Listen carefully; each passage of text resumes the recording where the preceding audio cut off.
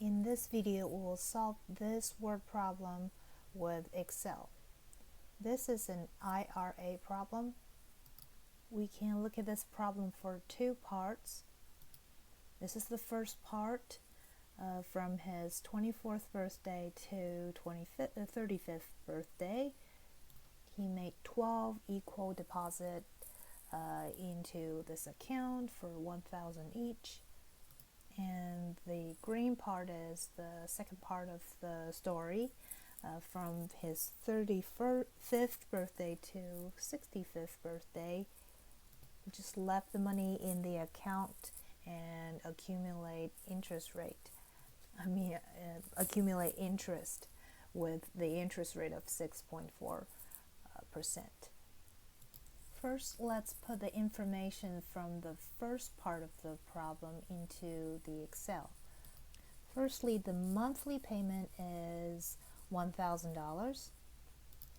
Rate per period here, since the annual interest rate is 6.4% and it's compounded annually, so it's just 6.4%. The number of payments here you can see in the problem, this is 12. So 12 payments. First, we'll find how much money he has in his account at his 35th birthday. So before his 35th birthday, this IRA is acting as an annuity account. And the amount at the 35th birthday is actually the future value after 12 payments.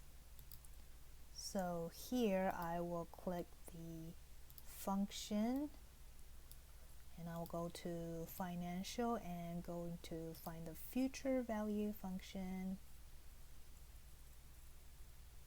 right here. Okay, so for the rate, the rate is 6.4%.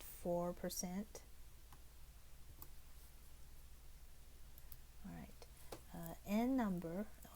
N per is the total number of payments, which is 12.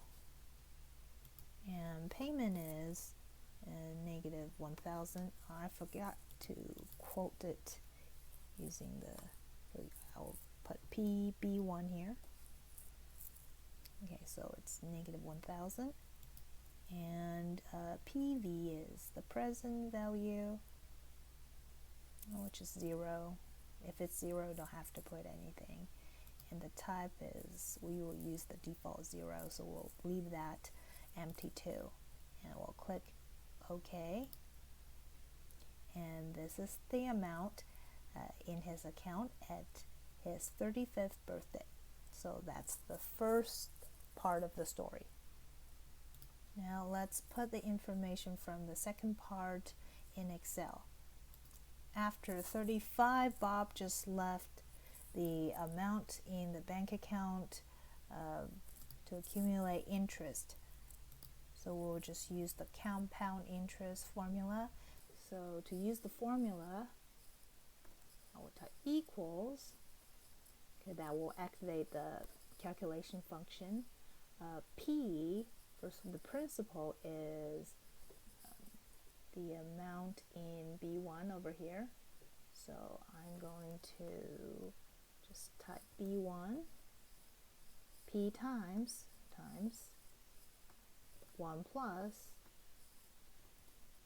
okay, I is 6.4%, and to the power of how many years this is compounded, it's 30 years, right? And it's compounded annually, so it's 30.